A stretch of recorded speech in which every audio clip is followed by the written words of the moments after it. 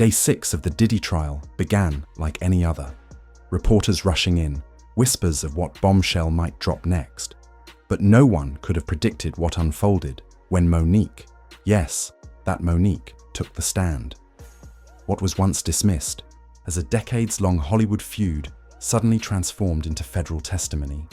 And the connection she drew between Diddy, Tyler Perry, Oprah Winfrey, and Bishop T.D. Jakes left the entire courtroom frozen. Monique didn't just bring allegations, she brought timelines, receipts, audio recordings, and a level of truth that commanded everyone's attention.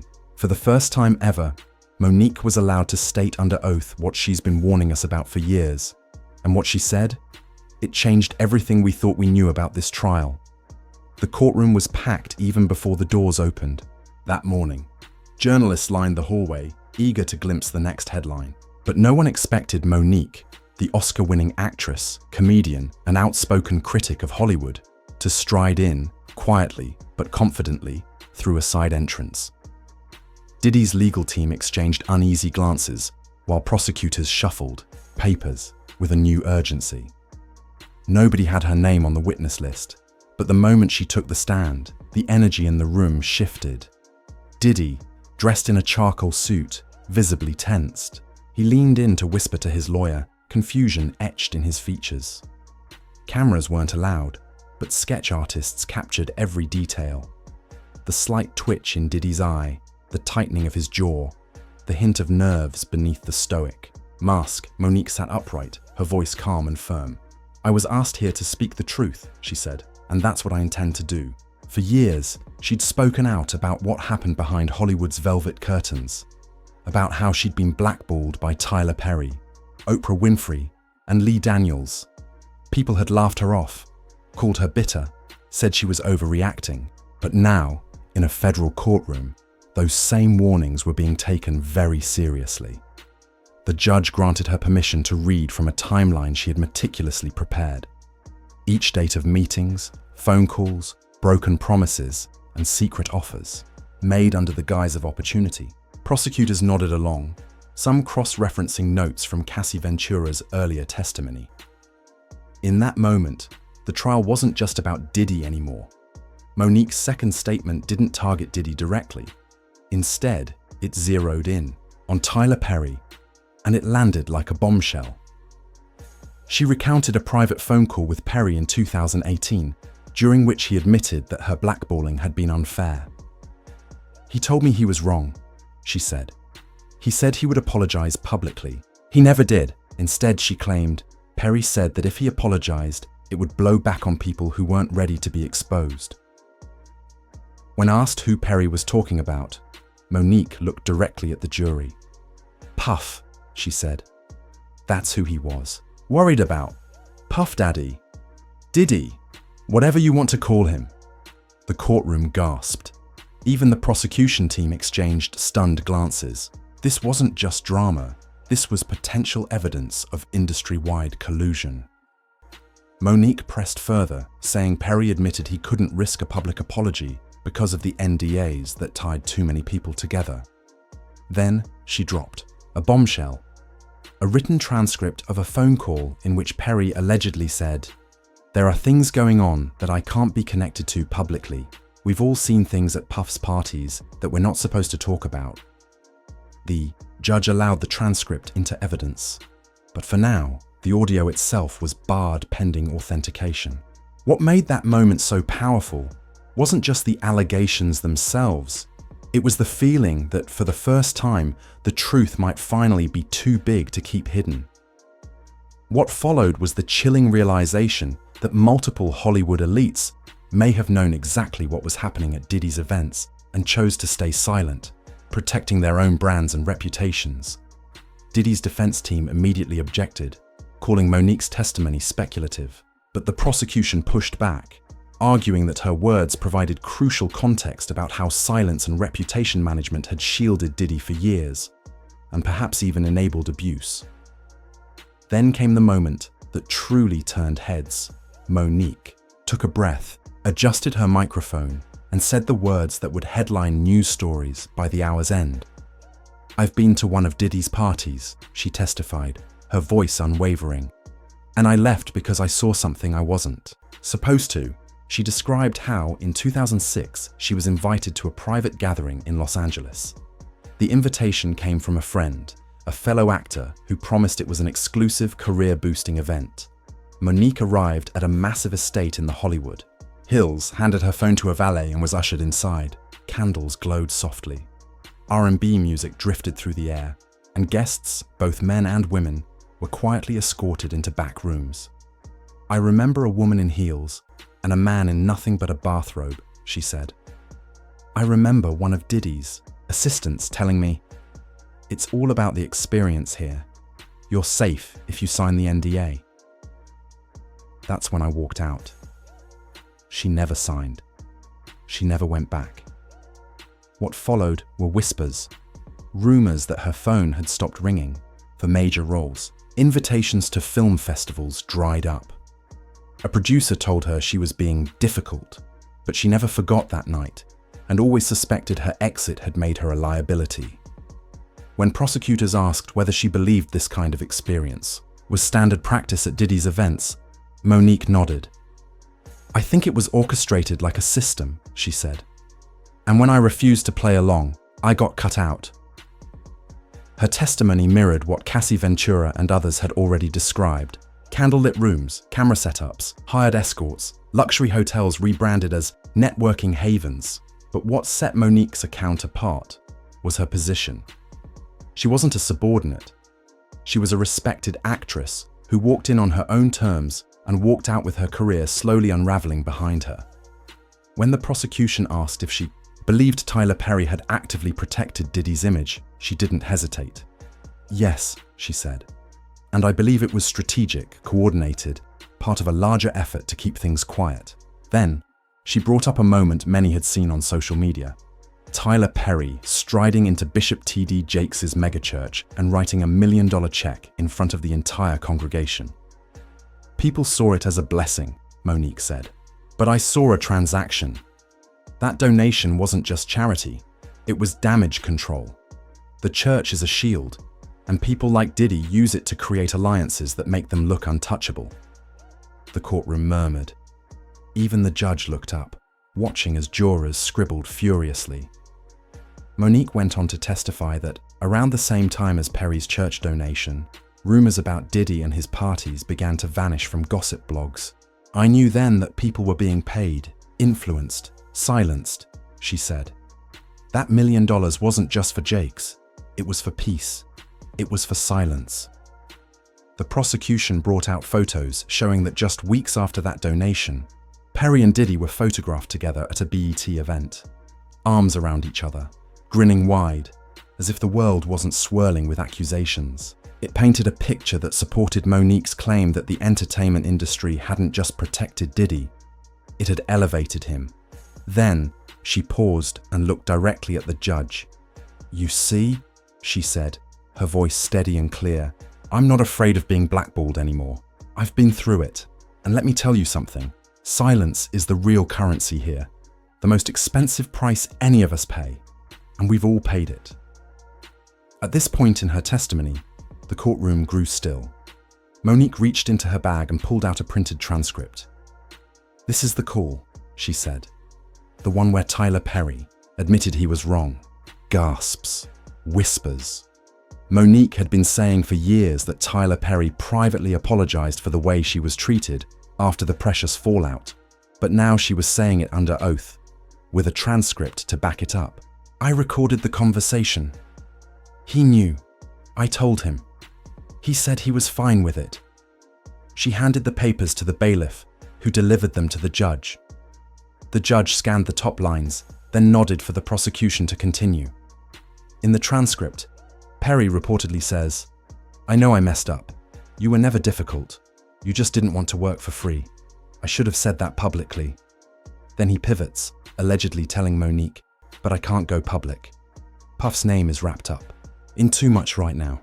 Prosecutors used this moment to explain how Hollywood elites, even those with clean reputations, were afraid of the fallout if Diddy's secrets unraveled. "He told me," Nique added, that if Puff went down, a lot of people were going with him.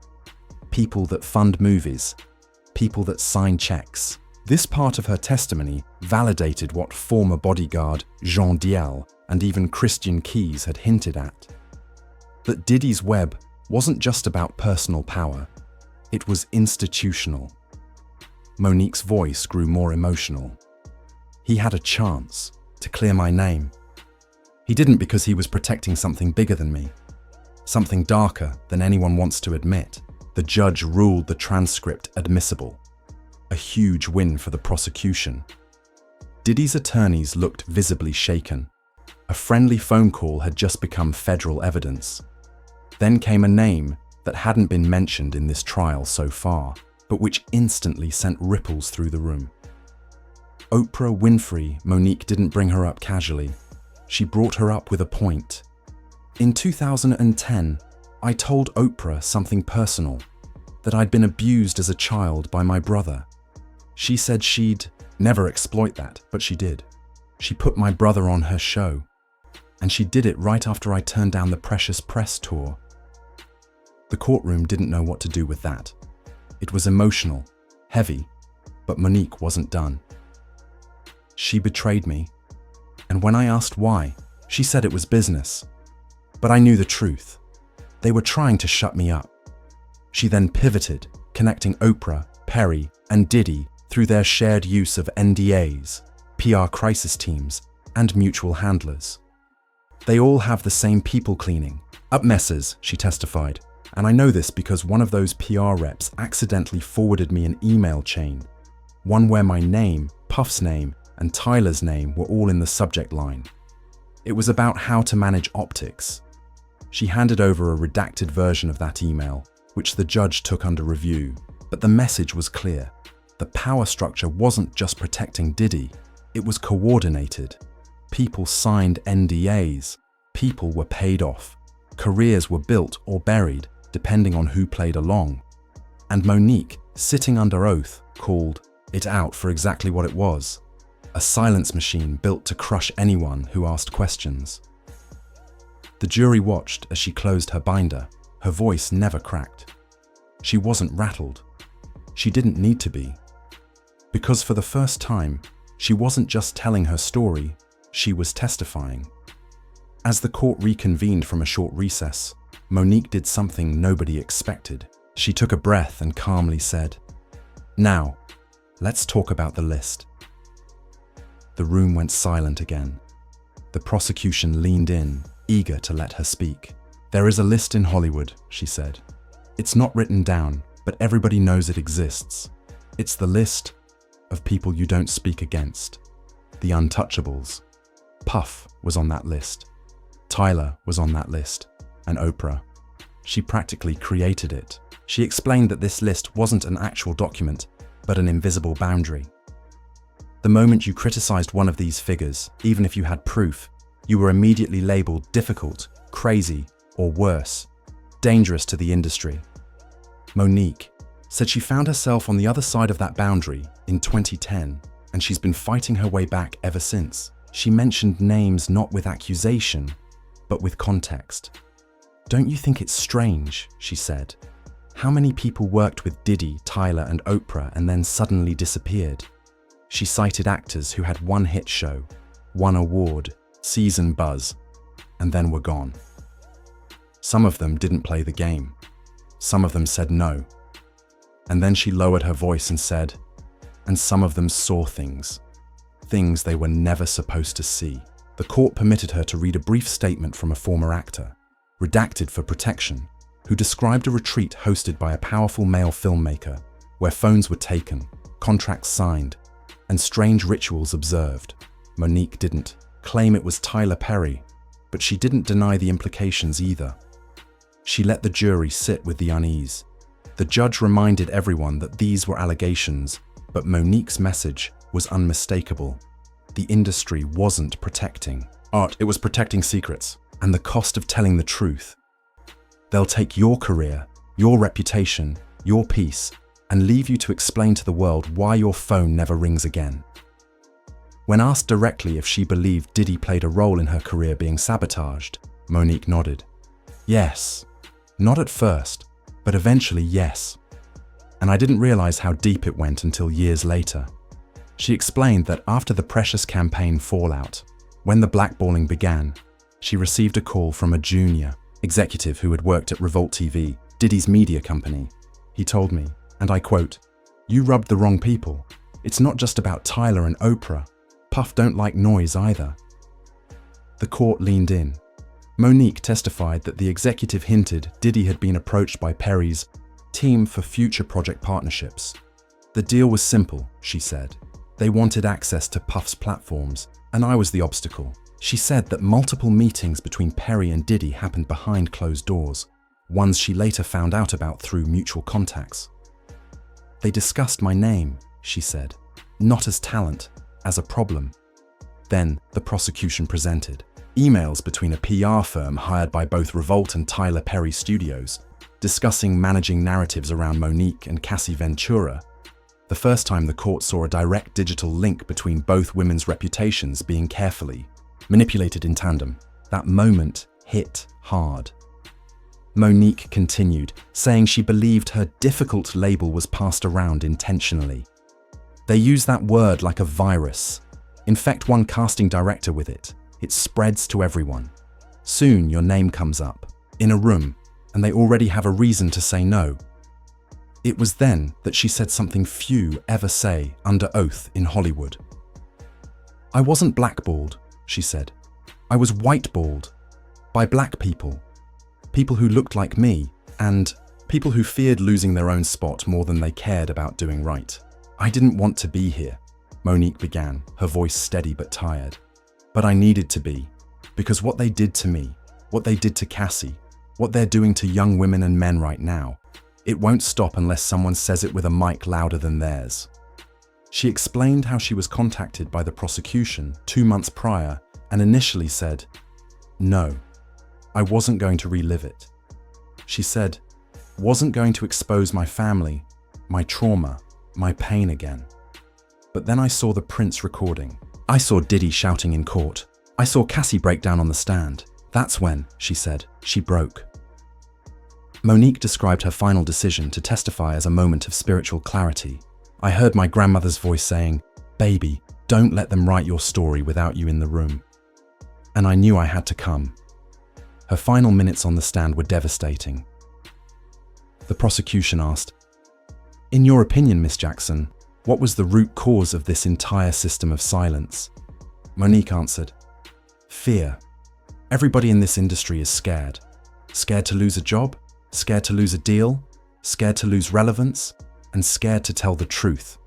Because people like Puff, like Tyler, and yes, like Oprah, have made it very expensive to do so." She looked toward Diddy and said quietly, "You thought nobody would talk, that you built an empire strong enough to silence everybody. But now you're sitting in silence, and I hope you finally hear us." As she stepped down, court reporters described Diddy as visibly shaken. His hands trembled. His attorney whispered furiously. The gallery erupted, not in noise, but in energy. It was the moment the courtroom felt the tide shift. Monique, blackballed for over a decade, had just become the most powerful voice in the trial. The courtroom had been on edge for days, but no one expected what happened when Monique locked eyes with the defense and whispered the name that hadn't been officially uttered once during the previous 5 days. Tyler Perry. It wasn't a scream. It wasn't dramatic. It was quiet, controlled, like someone finally removing a loaded weapon from a locked drawer. You want to talk about power? You want to talk about silence? Ask Mr. Perry why I was blackballed after refusing to work for free. And then look who stood beside him at every event. The gallery gasped. At first, the courtroom seemed confused. Tyler Perry wasn't on trial. His name wasn't in the indictment. But Monique's implication wasn't about legality. It was about culture, about the system, about who protected who. "He never lifted a finger to help me," she said. "But he made calls to make sure no one else would either. Ask the producers, ask the agents, ask Lee Daniels. I've got the call logs," she continued, holding up a folder that hadn't even been introduced into evidence. The defense immediately objected, but it was too late. The jury had heard it. A major Hollywood name, a man many believed was untouchable. Monique went further. I know who was at the parties. I know which NDAs were enforced. I've seen people sign them in front of me. I was told not to speak. And when I did, my work dried up. I was told, be grateful. You're lucky to be here. Then she said something that silenced even the prosecution. I have audio of a phone call. Tyler apologizing for everything. He admitted he was wrong, but he refused to go public. He said it would ruin everything. She stared straight ahead. I'm done protecting men who never protected me. That single statement hit harder than any exhibit the courtroom had seen that week. Suddenly, this wasn't just about Diddy. It was about the entire infrastructure of power that allowed him to exist unchecked. Monique didn't just point a finger at Diddy. She pointed it at Hollywood itself. And for the first time, in the trial, jurors were looking beyond the man sitting at the defense table. They were looking at everyone who helped him.